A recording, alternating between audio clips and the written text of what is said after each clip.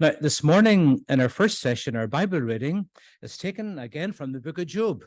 This morning, we're looking at chapter 4, turning to Job and chapter 4.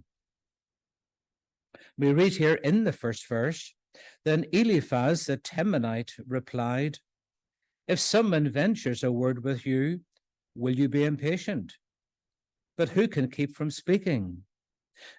Think how you have instructed many, how you have strengthened feeble hands. Your words have supported those who stumbled. You have strengthened faltering knees. But now trouble comes to you, and you are discouraged.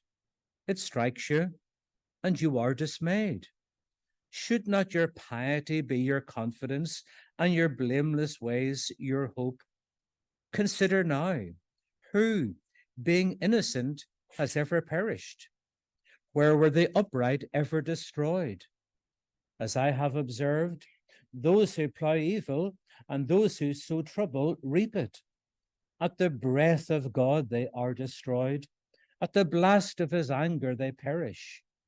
The lions may roar and growl, yet the teeth of the great lions are broken. The lion perishes, and the cubs of the lioness are scattered. Word was secretly brought to me. My ears caught a whisper of it. Amid disquieting dreams in the night, when deep sleep falls in men, fear and trembling seized me and made all my bones shake. The spirit glided past my face, and the hair on my body stood on end. It stopped, but I couldn't tell what it was. A thought.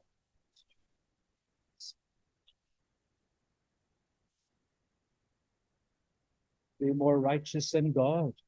Can a man be more pure than his maker? If God places trust in servants, if he chooses his agents, how much more those houses of clay, whose foundations are in the dust, who are crushed more readily than a moth?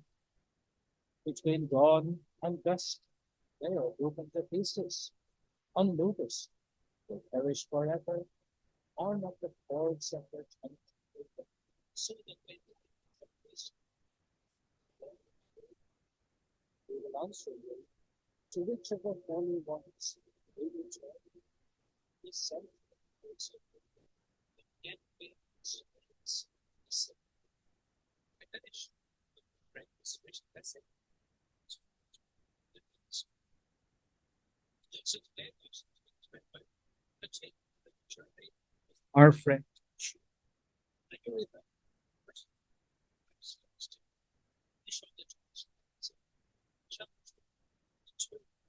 under the general heading of when bad things happen to good people. And then in our second study, we looked at Job chapter 3, and we asked ourselves a very searching and a very serious question.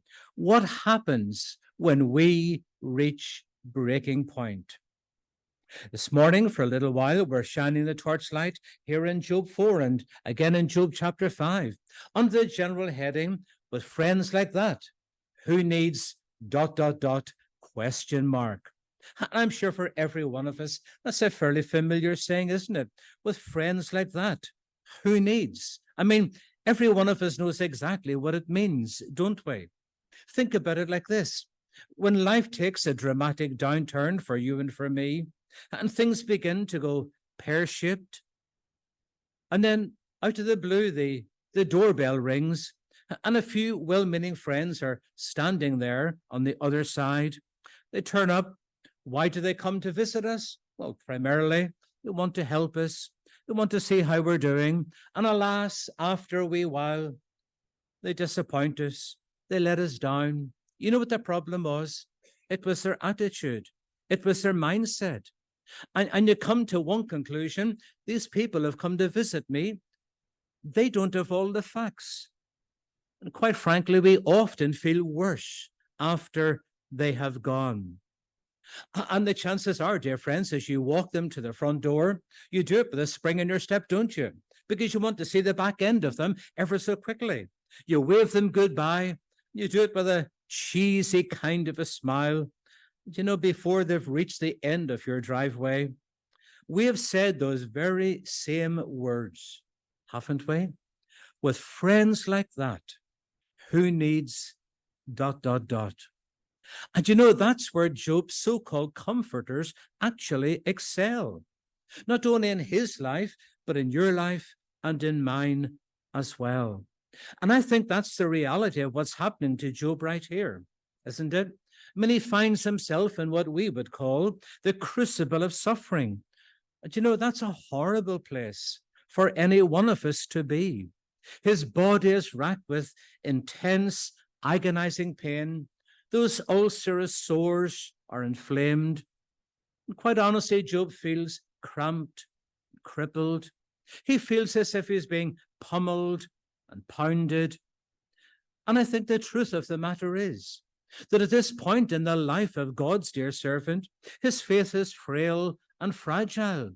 There are times when he feels as though he's losing his grip, when he actually wonders out loud how much more of this prolonged trial he will be able to take.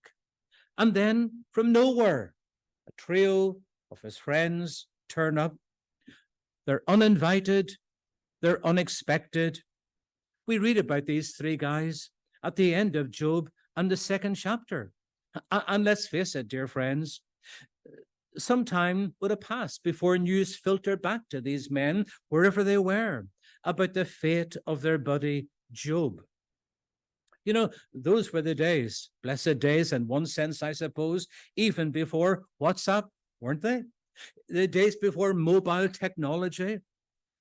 And the truth of the matter is that these guys are taken aback when they hear about Job. And so they all come to be with him, to support him in his hour of grievous trial. Sure, these men have noble aims and aspirations. There's no doubt about that. We read down there, for example, in verse 11, that they want to sympathize with him and they want to comfort him. Their goal is to bless him. They just want to be there with him. And that is commendable. That is great. That's the kind of thing that best friends do. It's what I would call the ministry of presence. Simply being there with someone in their hour of crisis. And you know, you can read the narrative again, dear friends, but when they first set eyes on their old friend Job, these guys were gobsmacked.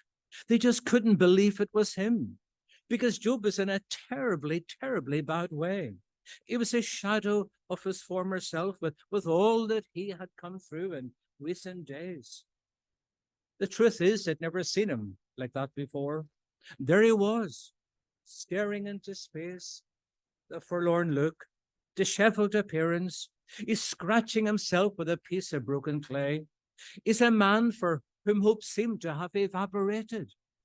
Job is up against a blank wall of hopelessness. You know, the Bible teaches us right there, doesn't it? Their emotions got the better of these guys. And so they cried their hearts out. We read that they wept aloud. But that wasn't all that they did. They also tore their robes. They sprinkled dust upon their heads. Again, those were signs of heartfelt anguish. In a sense, these three guys were inconsolable. There were three of them. We know who they are: Eliphaz, Bildad, and Zophar. Now, did you notice they said nothing to Job for the best part of 7 days? Okay, I acknowledge that was a culturally acceptable thing to do back there and back then. But you know what it was? It was one solid week of strained and stressful silence. The sound of silence, it was deafening. And these men say nothing, because quite honestly, at this point, they've got nothing to say. And so the whole exercise must have been so intense. It must have been so draining, so mentally exhausting. I mean, for them to be there and to sit there and to watch their buddy and say nought, that took some doing, didn't it? You know, there are times when you and I pass through experiences of grief and sorrow when, yes, silence is golden. In fact, the rest of the narrative clearly shows that this was their best contribution to the unfolding drama, just for them to be there and to say nothing. That would have meant so much to Job. And you know, it's ever so clear at the end of the second chapter. The dark clouds have come. They've chased away the sunshine that Job was enjoying. And I think it's worth noting again this morning that the clouds will not part and the sun will not shine again until the final chapter. And that's in chapter 42. My friend, that's on the distant horizon. That's a long way off. You see, in your life and in mine, suffering is a better barometer of our spiritual life than when we find ourselves in the pleasant times of prosperity. How true it is. You squeeze a sponge, and what's inside the sponge will invariably come out. You see, dear friends, it's in the storm that you and I are tested. It's not when we find ourselves in the sunshine. And as I said earlier, these are three very well-meaning friends.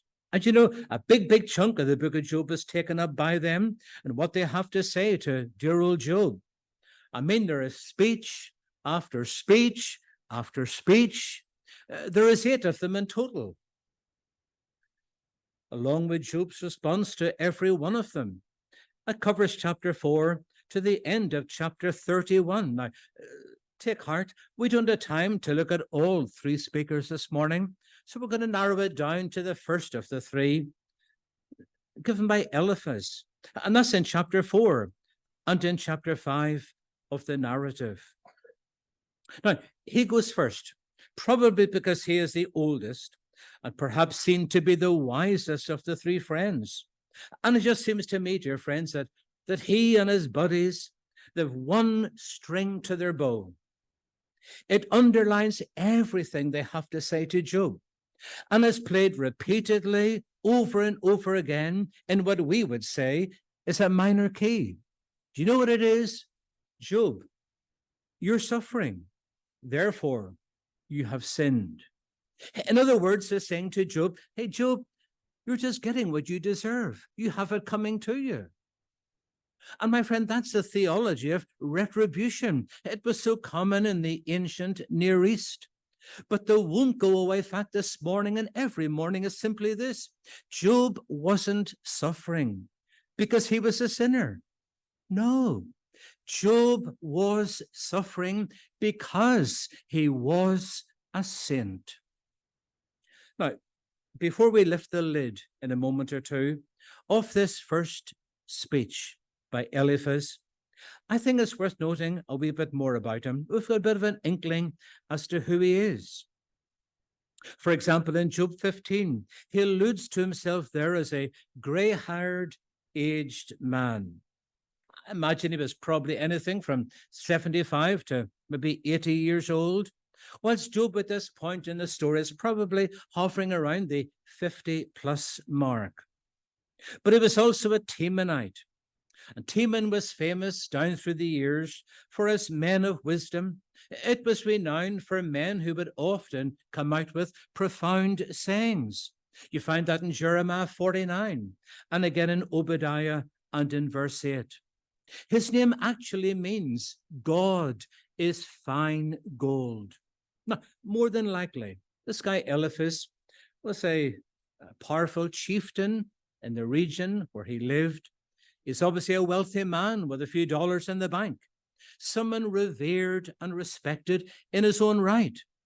So see what happens right on cue. Eliphaz opens his mouth, but only after Job wished he'd never been born.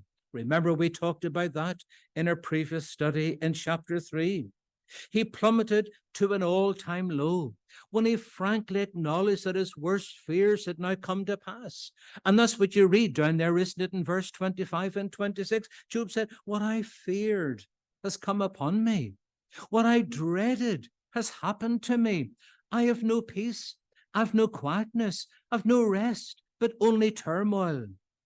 Right, there are 4 things, 4 pointers in these 2 chapters. which I think expose the errors of Eliphaz.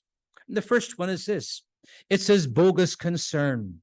And you find that down there in chapter 4 and in verse 1 to verse 6. Now, if you take a look at verse 2 in chapter 4, you can see that Eliphaz is batting on the front foot. And I mean, dear friends, let's face it, it's not the best way for any man to start, is it? He says something like this. Hey, Job, are you going to get mad at me if I say something to you that you don't really like? I mean, what a way to start a conversation. It's not the best thing to do, is it? And so, not surprisingly, our friend Job says absolutely nothing. And what we need to understand this morning is this, that this fellow Eliphaz is actually the most sympathetic of the three amigos. But you see what he does right at the outset? He puts his big foot in it right at the very beginning. And then he recovers, sort of, in verses 3 and 4 in Job chapter 4. Because here he comes across as being fairly positive, and he warmly commends Job for the tremendous help that he's been to so many other people down through the years. And isn't that so refreshing to hear? I mean, there's so many people who had faltered along life's way, but there was Job. He reached out and he picked them up.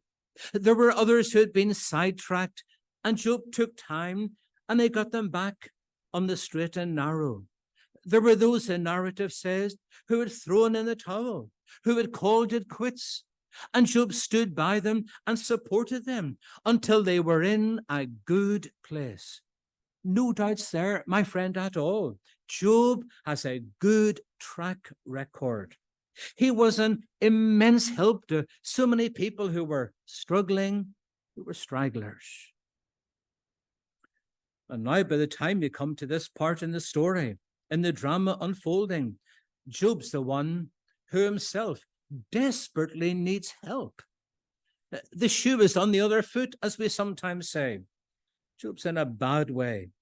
And he's sitting there at the city dump, and he's down in the dumps, and probably hoping in his heart that Eliphaz would say something like this to him. And now, dear Job, it's time for someone to come along, and that's why we're here. We just want to strengthen your hands, to put wind into your sails, to steady your frail body, and to strengthen your crushed heart. That's what Job was hoping he would say. But guess what? He didn't do it. You see what he said down there to Job, and it's in verse 5.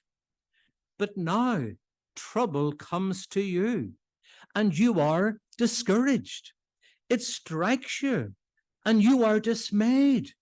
Now, very simply put, Eliphaz was saying something like this to Job. Okay, Job, you can dish out advice, but you can't take it.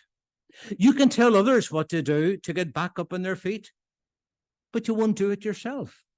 You can write a prescription for other people around you, but you're not willing to take your own medicine.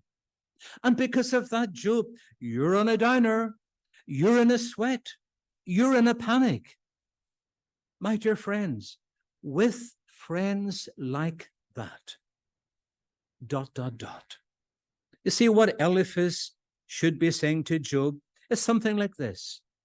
You know, Job, it's tough. It's really tough. You've been through the mill, and now it's my turn. It's my privilege to stand with you, to encourage you, to walk with you through this terrible trial. But he doesn't do that, does he? He falls at the very first hurdle. Why? Because he doesn't think that Job needs to pick me up. He feels that Job doesn't need any encouragement. He is convinced that what Job needs is divine discipline, a kind of a good rap in the knuckles. It's that bogus concern in verses 1 to 6. It leads on now in verses 7 to 11 to his biased condemnation. His biased condemnation. Take a look at the verses together. You can see the tactics of Eliphaz, can't you? I mean, He's upping the ante in these few verses. He just gets to the nub of the matter when he asserts that if Job were innocent, then he wouldn't be in the mess he's in. But for Eliphaz, that makes an awful lot of sense.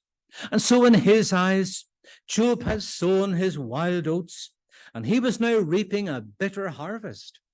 And so far as he is concerned, he's stating the obvious. His rationale, as I said earlier, is simply this: righteous people, godly people, good people do not suffer. It's only sinners who suffer. My friend, what he failed to take on board is that Job was not sinless. No one is. But he was blameless. No one could point a finger at Job. Even God applauded Job for his integrity. And there's Eliphaz. He has the blinkers on. He is so biased, for he just can't see that suffering may come to those who haven't done anything wrong, as it often does. And his thinking is warped. In essence, this is what he says. You know, Job, the good guys always win. And the bad guys, they always lose. No truly innocent person, says Eliphaz, ever ended up on the scrap heap. Job, this is all your fault. Full stop. Now, I have to say, dear friends, that Eliphaz's advice is seriously mistaken. It is appallingly bad. The American Bible teacher Warren Wiersbe, he makes a valid point that Eliphaz had a rigid theology that left little or no room for the grace of God. I mean, read what he says here and elsewhere in the book. And it seems to me that Eliphaz wins a gold medal in tactless, in heartless, in unfeeling, in uncaring, in untimely counsel. That's the kind of guy we're talking about here. What lessons can we learn? Well, for you and for me, dear friends, when we engage with other people around us, we need to remember this: you do not heal a broken heart with logic. You don't heal a broken heart with logic. You heal a broken heart with love. And so that biased condemnation led on, number 3, in verses 12 to 21, to his boastful condescension. His boastful condescension. Now, the big question, my friend, is this: what kind of evidence does Eliphaz bring to the table to prove that it is sinners who suffer and saints who then succeed? I was amazed when I read this a little while ago, and I suppose we could say that Eliphaz was the first in a long, long line of what we would call prosperity preachers. You know, the kind of preachers that advocate health and wealth, that kind of mindset. In fact, one Bible commentator, Eric Ortlund, said that he has a bit of a charismatic streak about him. And sadly, so many have followed in his footsteps since then. You know, I think it's a tad worrying when you look at these verses that his first piece of evidence is from a so-called vision that he had. I mean, you read it. It's also flowery. It's also mystical. And to be absolutely honest, it's even a tad spooky and a tad sinister. You can read some of the colorful expressions down there in verses 12 to 17. You see what it says? It was secretly or stealthily brought to him. And then we also read that his ears caught a whisper of it. Now, my friend, if that's a vision, good on him. To me, it sounds more like a nightmare. When he admits that fear and trembling seized me and made all my bones shake. You see, it all sounds so airy-fairy, doesn't it? It all sounds so plausible as he recounts it. He goes on to say, a spirit glided past my face and the hair on my body stood on end. My friends, in his vision, it's spine tingling, sure. Quite literally, it's even hair-raising. And bless Eliphaz, I can tell you, that was some encounter the fella had. For me, and I'm sure for you, it probably raises one or two questions, doesn't it? I mean, how do you argue with someone who says they've had a supernatural vision? How do you feel when someone says to you that they know the truth, the inside track about your life? And you know what is so sad this morning, dear friends, that all around the world, so many people swallow this kind of thing, hook, line, and sinker. So many people buy into it big time. I've met an awful lot of people in the last number of years who've told me with all sincerity and candor that they have heard directly from God new insights about this, that, and the other, a fresh revelation they've had for today. You know the kind of thing I mean. When someone declares that God told them something, I mean, there's really nothing you can tell them, is there? Quite honestly, anytime a conversation begins with a statement, you know, Sam, the Lord told me, or God has spoken to me, there's not much room for discussion, is there? You know what I mean? It's maybe happened to you. It probably has. It certainly happened to me. What can you say to someone who tells you that? Now, all that said, this condescending counsel that we have in this section has kernels of truth inside all their rhetoric. And you know, that's the bit that's so hard to swallow, isn't it? It is true in verse 17 that no man is justified before God. It is true in verse 18 that men and angels err. It is true in verse 19 that we live in bodies that are made of dust. It's true in verses 20 and 21 in chapter 4 that life is short. Okay, he's bang on there. He ticks all the boxes. But you know what? He's barking up the wrong tree when it comes to applying it to Job's condition. He misinterpreted Job's situation. How do I know? Well, because of what God said about Job back there in chapter 1. You remember that's where God made it crystal clear that Job was not being punished for living a life of unrighteousness. Job was going to suffer for no other reason than that he was a good man and a godly man. But what has Eliphaz done? Eliphaz has twisted it around to suit his own theology and his own assumptions. Now, before we jump into chapter 5 for our final point, let me pause for a minute and ask the question, how can you and I be a good friend to someone who is hurting? Well, one look at Eliphaz, and he shows us how not to do it. Let me suggest 3 characteristics, okay? Number 1, be sensitive. Be sensitive. You see, for you and I to befriend someone who is hurting for whatever reason, we must come alongside that individual to comfort and console. We're not there to correct and chastise. We must draw close to them if we're going to help them and to brighten their day with a real word of encouragement. You know, friends, such people in their hour of need, they need a gentle arm around them, not an accusing finger pointed in their face. They don't need a lecture. They need love. Listen to what that hurting person is saying. Look at them with eye contact and say very little. Be sensitive. And the second point is be sympathetic. Why be sympathetic? Because we should feel the pain of others, not inflict more on them. We are, says the Apostle Paul, writing to churches in Galatia, we are to bear one another's burdens. What does that mean? Well, it means that we get under a person's burden with them. We help them carry the weight of their hurt. I mean, it's not a matter of you and I sitting at 2 arms length across the room in a leather chair.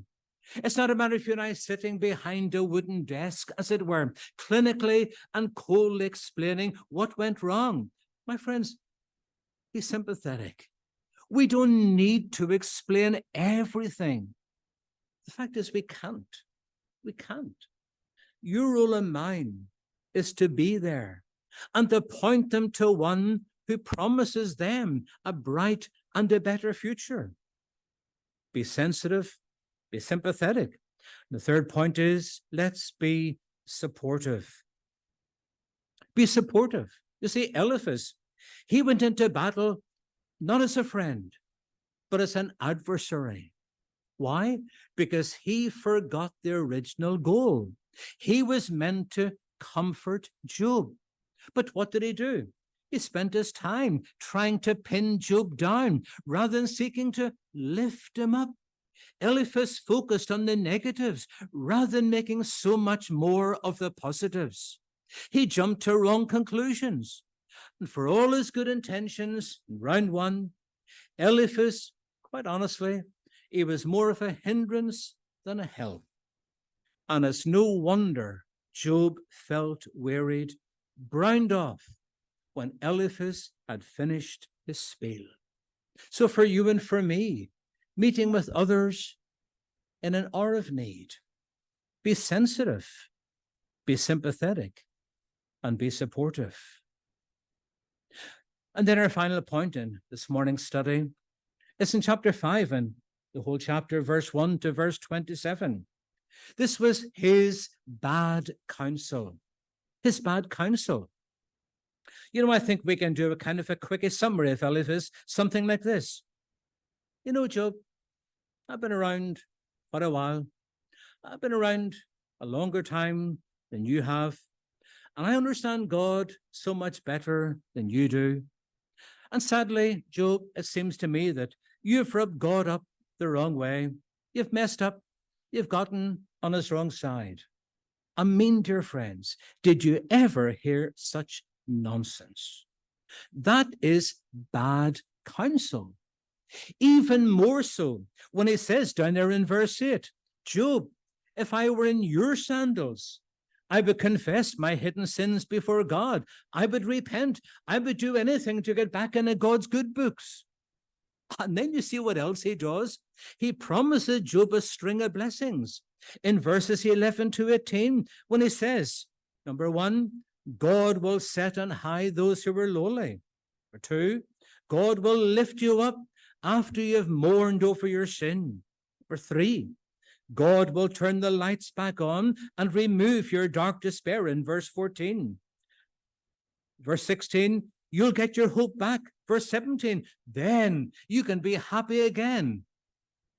Then he says in verse 18, even though God has disciplined you and inflicted pain on you, Job, he will give you relief. And finally, at the end of verse 18, God has wounded you, but the hands that have wounded you will also heal you.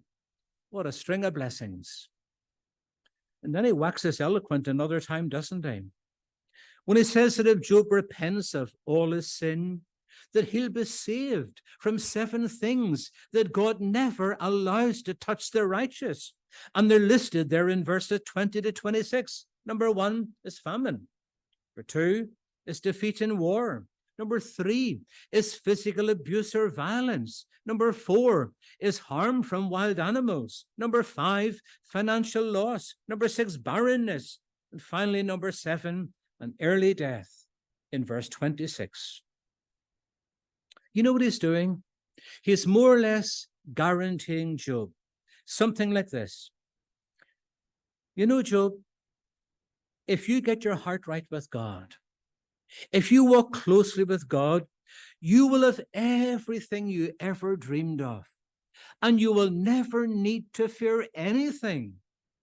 And what's more, Job, verse 26, you'll come to the grave in full vigor.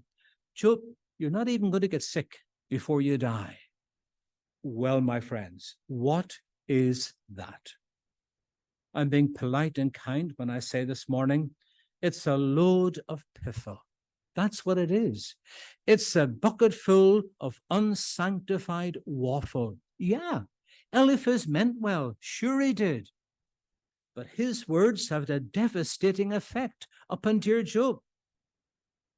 You read what Job said in response in chapter 6 and in chapter 7. And you know, folks, it goes from bad to worse the further you get into the book. Quite simply, his words do not help his friend. Do you know what they do?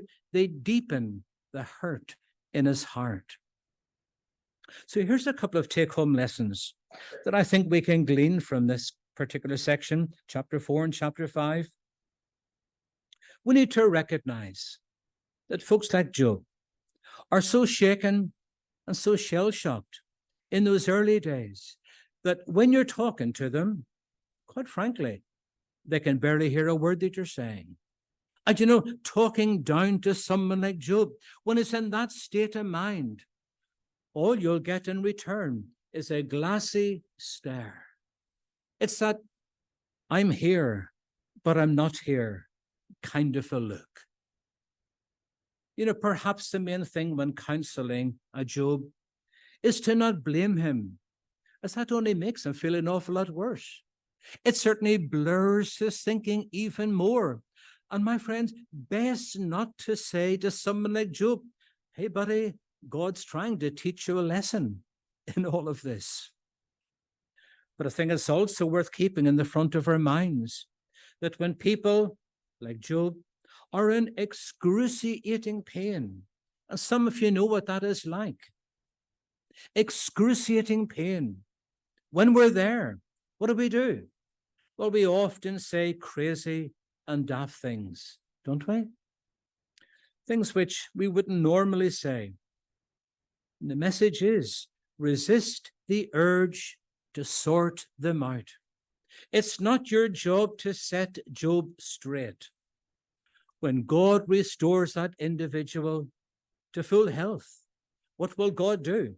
He'll do what God does best. He will gently draw them back into a relationship that is both precious and beautiful. You see, dear friends, your job and mine is not to fix our friends' thinking or theology. No. Your job and mine is to walk with our friend in their hour of crisis. You can reassure that person that you will always be there for them. But not only you, so too will their Heavenly Father. With friends like that, we need Jesus, our real friend. Amen.